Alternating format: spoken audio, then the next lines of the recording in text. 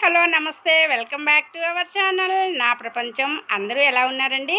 మేమైతే చాలా బాగున్నాము. అలానే మీరందరూ కూడా చాలా చాలా బాగుండాలని చెప్పి కోరుకుంటూ ఉన్నానండి. మనకి ఎవ్వరు కూరగాయలు పంపించినా కానీ, ఎన్ని కూరగాయలు కొన్ని పంపించినా ఎక్కువ పంపించినా కానీ నాకు చాలా సంతోషం అనిపిస్తుందండి. ఎందుకు అంటే ఆర్గానిక్గా పండిన కూరగాయలన్నీ కూడా మనకి వాళ్ళు ఇస్తూ ఉన్నారనమాట. మార్నింగ్ అయితే మంచిగా మనకి బెండకాయలు కూడా ఇచ్చారండి. ఎంత బాగుందో కర్రీ చేస్తే.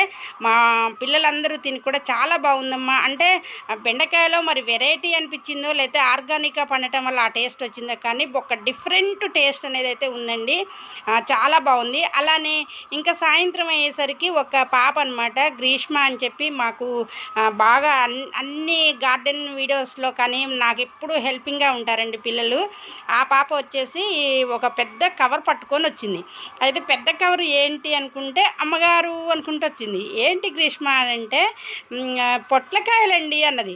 చూసారండి, పొట్లకాయలని మనం చిన్న కవర్లో పెట్టాది కాదనమాట. ఎందుకంటే ఇవి మనకి ఇవి చూడాలి, పొట్లకాయలు చూడాలి అంటే అండి పాముల్లాగా ఉంటాయి అన్నమాట. వీటి ఆకారం మొత్తం కూడా చక్కగా ఇట్లా పాములాగా ఉంటుందండి.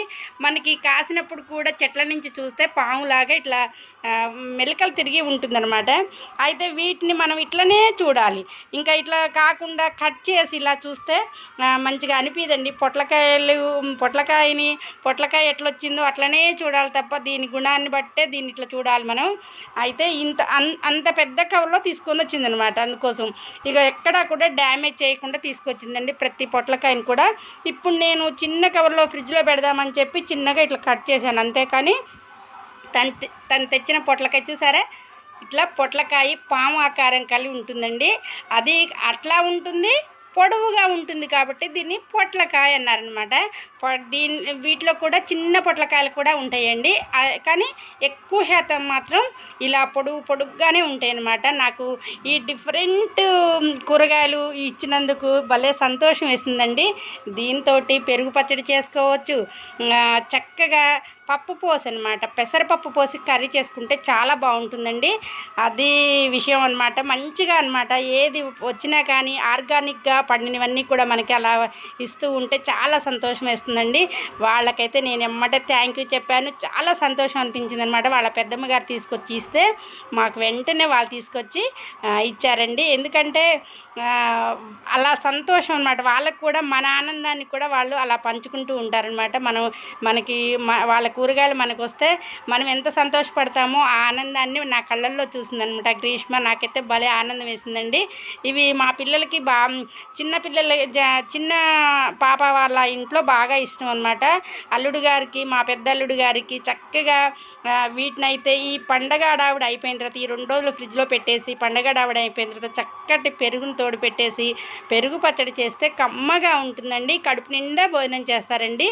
అంటే ఇది ఇష్టం ఉన్న వాళ్ళనమాట. పొట్లకాయ అంటే ఇష్టం లేని వాళ్ళు, అవాయిడ్ చేసేవాళ్ళు చాలామంది ఉంటారు. కానీ పొట్లకాయని ఇష్టంగా తినే వాళ్ళు కూడా చాలామంది ఉంటారండి.